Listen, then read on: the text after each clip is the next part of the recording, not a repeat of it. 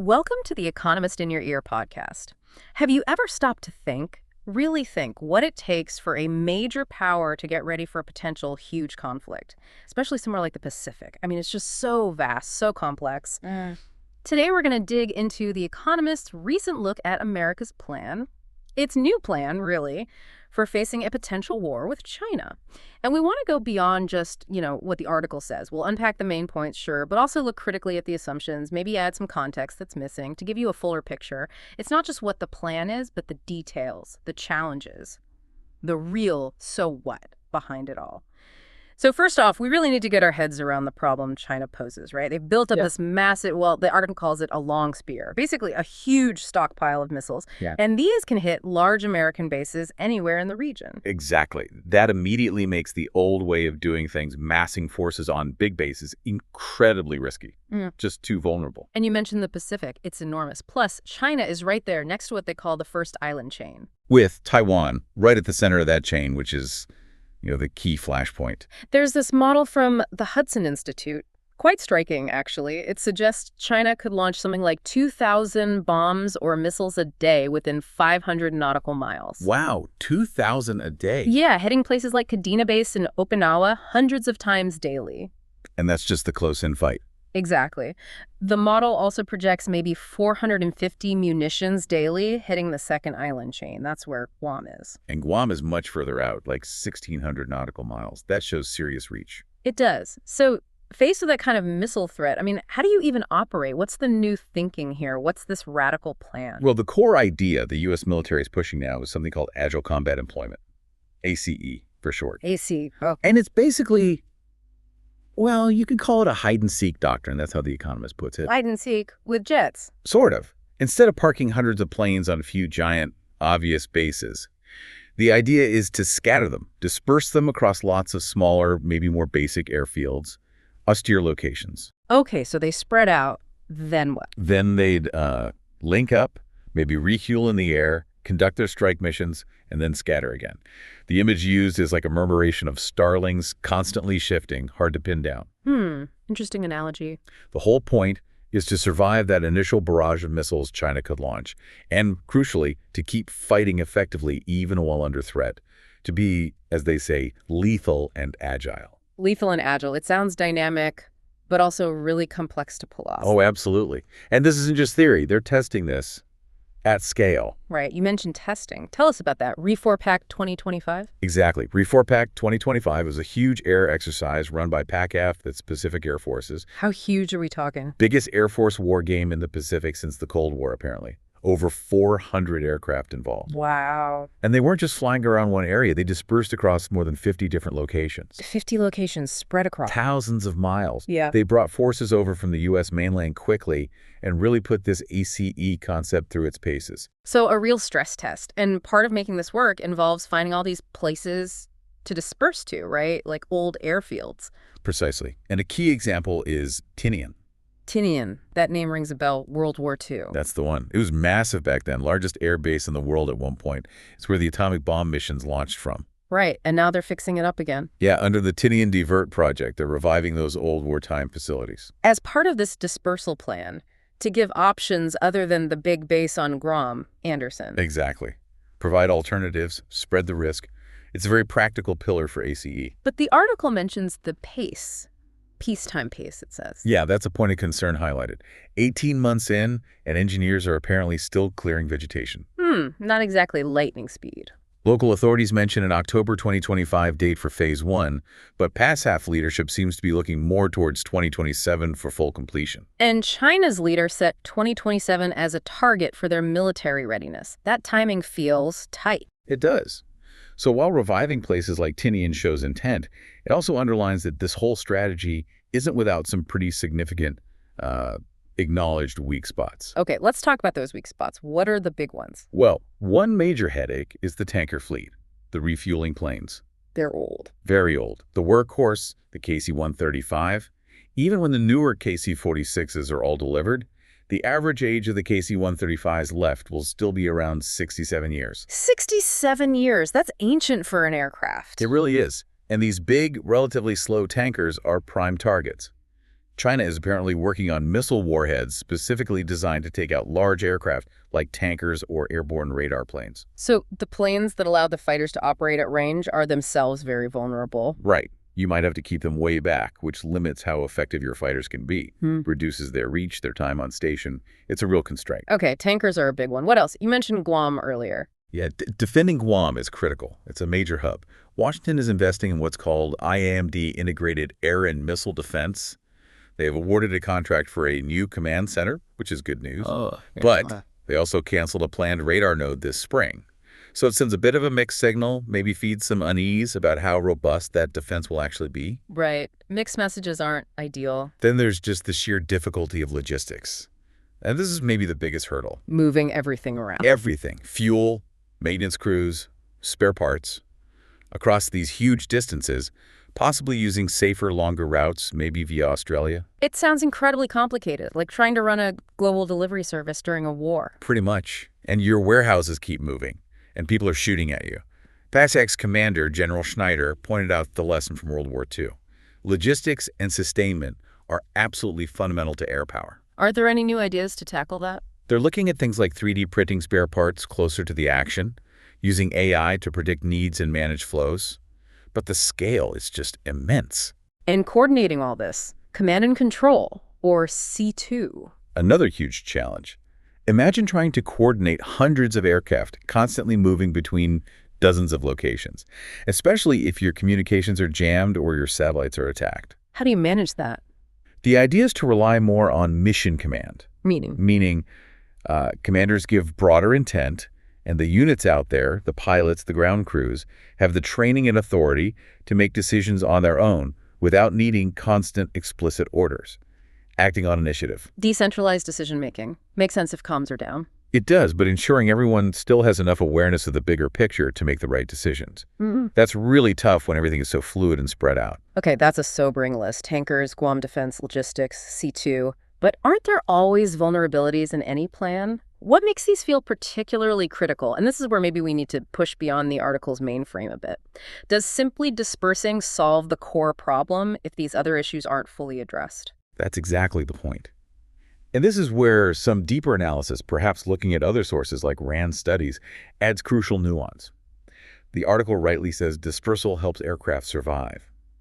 But just surviving isn't winning. Right. You need to be able to fight back effectively. Exactly. And RAND research suggests that simply dispersing can actually reduce your sortie rate, the number of missions you can fly, unless you totally overhaul your logistics and command systems. So scattering planes isn't enough if you can't refuel, rearm, and launch them quickly from those scattered spots. Precisely. AC isn't just about where you park the planes. It's fundamentally a supply chain problem and a C2 problem too. And critically, hardening still matters. Protection. Hardening? You mean like concrete shelters? Yes. Look at China. They've systematically built thousands of hardened aircraft shelters on their bases. Thousands. And the U.S.? Well, the U.S. approach seems much more focused on the dispersal itself, maybe relying on, lightweight pop-up shelters and just hiding. Some USAF leaders have even publicly downplayed spending big money on hardening these dispersed sites. So the dispersed sites themselves might still be quite fragile. Potentially, yes. If China can find them, and finding mobile targets is hard, but not impossible, and hit them, are they any better off than being on a big, well-defended base? It's a major debate. So the article maybe underplays the need for actual physical protection at these numerous sites. I think you could argue that. It underweights the sheer infrastructure costs: shelters, reinforced revelments, better camouflage, decoys, burying fuel lines, protected power sources, all the things that make dispersed sites truly survivable and usable under attack, not just empty runways. That's a really important counterpoint, the physical infrastructure cost. And it ties into another point, this idea of places, not bases. Sounds neat, but it glosses over the politics, doesn't it? Hugely. Access, basing, and overflight rights ABO, that's not just a logistical calculation, it's pure politics. You need host nations to agree and stick with that agreement during a crisis. Absolutely. We've seen the Philippines expand access under EDCA, which is progress for the U.S. plan. But there's local opposition there too, right? There is. And relying on dozens of these, often quite basic, sites across multiple countries assumes those countries will remain willing partners when the pressure is really on. That's a big assumption. Political will can be fragile. Okay, so political fragility is another factor. What about those staggering numbers of Chinese missiles we mentioned earlier, the 2,000 a day? How firm are those figures? Well, it's crucial to remember where they come from. They're typically from think tank models and war games. So simulations. Right. Very useful for stress testing concepts, for understanding the potential scale. But they often make simplifying assumptions. Like assuming China's attacks always succeed. Exactly. They might assume no missile defenses work, no attacks miss, perfect intelligence and targeting. The so-called ISR to strike cycle works perfectly every time. Reality is usually messier. And China has defenses too, presumably? And ways to repair damage? Of course. They practice runway repair extensively. They have their own hardened facilities. So while the numbers are alarming and highlight the threat, we should see them as illustrating the magnitude of the challenge, not necessarily a precise prediction of the first day of war. That makes sense. Treat them as a stress test. Now, thinking about real wars, Ukraine comes to mind. What lessons jump out from there beyond just dispersal helping aircraft survive? Yeah, that's a great question. Yes, Ukraine has shown dispersal works for aircraft survival. Their air force is still flying, remarkably. But Ukraine also shows the potent threat of low-cost, long-range drones. Think about those attacks on Russian air bases deep inside Russia, like Pskov, hitting transport planes hundreds of miles from the front. Right, those Il-76 transports destroyed on the ground. Exactly. Or these newer swarm tactics using truck-launched drones. These kinds of cheap, numerous weapons pose a real threat not just to frontline bases, but to the rear areas. So hitting the supply hubs, the fuel depots, the places aircraft might gather before dispersing. Precisely. Which argues, again, for more focus on hardening and deception across the entire depth of the operational area, maybe more than the current ACE focus implies. Interesting. So Ukraine's lessons point towards hardening the rear, not just dispersing the front. What about the industrial side? The article mentions a peacetime mindset. Is that fair? Is industry not ramping up? I think that might be slightly too pessimistic or perhaps outdated framing. While overall defense budgets might seem flat or debated, there is a noticeable industrial ramp-up happening in specific crucial areas. Like munitions. Definitely. We're seeing multi-year procurement contracts for key missiles like JASSM, the air-launched cruise missile, and LRSM, the anti-ship version. That signals long-term demand and allows industry to invest. And money for infrastructure? Posture? Yes, there's significant funding flowing through things like the Pacific Deterrence Initiative, or PDI, aimed specifically at improving bases, logistics, and munitions stocks in the Pacific. And companies are investing their own money, too, to increase production capacity. So it's not exactly static. Things are moving, even if it's not a full wartime mobilization. Correct. It's a dynamic picture, not stasis. Production lines for some key things are accelerating. And technology is moving too, right? The article touches on it, but maybe underplays the speed. Things like drones, unmanned systems. Absolutely. The Collaborative Combat Aircraft Program, CCA, is a huge deal. These are the drone wingmen. Essentially, yes.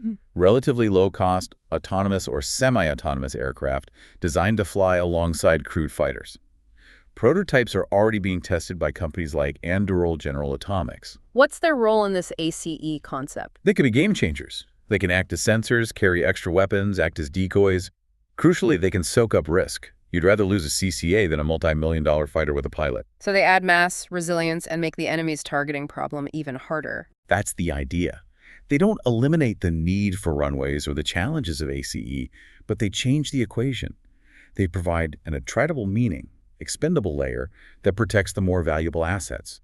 It changes the cost curve of potential losses. Okay, so putting all this together, the real plan isn't just ACE in isolation, is it? It's a much broader system. Exactly. The full concept, at least on paper, increasingly in drills, seems to be ACE for the tactical aircraft, layered with that integrated air and missile defense for key hubs like Guam. Plus deep strike capabilities from assets less dependent on fixed bases, like submarines and long-range bombers, and overlaid with this coming wave of uncrewed systems, the CCAs, creating that hellscape of drones some officials talk about, making any attack incredibly costly and difficult for China. And all coordinated, somehow, through mission command, even with patchy communications. That's the ambitious vision. It's complex, it's interconnected, and it raises that fundamental question. Are we making the sustained, large-scale investments needed across all these areas to make it truly work? Which brings us back to those hard problems. They don't just disappear because you have a new concept. Not at all. Tanker survivability remains a huge issue. Fuel distribution in a dispersed environment, incredibly complex. Repairing runways quickly at dozens of small, potentially damaged airfields. Yep, and making those austere sites genuinely defensible. It's not enough to just land there. You need some level of protection, shelters, decoys, local air defense maybe. These are big-ticket items, capital-intensive, and they take time. They do. And time might be a critical factor, especially given China's own stated timelines for military modernization. And underpinning all of this, as you said, are the allies. Their willingness to host these dispersed forces. They are absolutely the linchpin. The whole concept hinges on having access to those places when it actually matters. So things like the EDCA sites in the Philippines, Japan's changing defense posture, Australia's role through AUKUS, these aren't just footnotes, they're fundamental. Fundamental. Their political commitment, their infrastructure investments, their willingness to operate alongside U.S. forces in a crisis. Without that sustained cooperation, the geographic advantage of dispersal evaporates. So for you, listening, wanting to track if this plan is actually taking shape and looking viable, what are the specific things to watch, the real signals? Okay, a few concrete things come to mind. First, keep an eye on Tinian. Is that Tinian Divert project hitting milestones? Are they moving from clearing jungle to laying pavement, installing fuel systems, actually operating large aircraft like KC-135s there? And delays there would signal bigger problems. Significant delays pushing completion well past 2027 would certainly raise questions about the overall pacing. Second, watch the Guam IMD build-out. What happens with the sensor choices after that radar cancellation? How fast does the command center come online? Is it looking truly integrated? Okay, Tinian progress, Guam defense build-out. What else? Look for insights from the big exercises like ReForPack. The official reports might be glossy, but sometimes details leak out in after-action reviews or professional journals. Were those dispersed spokes actually able to generate sorties effectively? Or did planes end up clustering back on main ramps, negating the whole point of dispersal? Checking for realism in the exercises. Good point. And finally, track the CCA program. How fast are those collaborative combat aircraft moving through testing? When do the first operational versions or spirals actually get fielded? If that program slips significantly, that uncrewed buffer that's supposed to absorb risk also slips. And that impacts the whole risk calculation, especially against that 2027 timeframe China mentions. So pulling it all together, it seems the economist is right to focus on this shift, this move towards murmurations rather than massing in the Pacific. Yeah. It's a real change. But as we've discussed, the really critical factors, the things that will make or break this strategy, might be the less glamorous ones. Absolutely. Shelters, fuel pipes, political agreements, busy production lines. The unsexy stuff. ACE, the dispersal itself, it buys you time, maybe complicates the enemy's targeting. But it's the hardening, the logistics, the allied buy-in, and the industrial capacity that actually make that bought time usable, that allows you to sustain the fight. So if Washington and its allies truly invest in all those enabling pieces, and if the new tech like CCAs arrives on schedule, then maybe the odds look better. But if those investments lag, or the politics falter, or the tech is delayed, then dispersal could just end up being, as you put it, a very elaborate way of being spread thin and still vulnerable. A beautifully choreographed vulnerability. It definitely leaves you thinking about the gap between strategy and the nitty-gritty reality, doesn't it? Thank you for joining us as we unpacked America's evolving defense plans in the Pacific.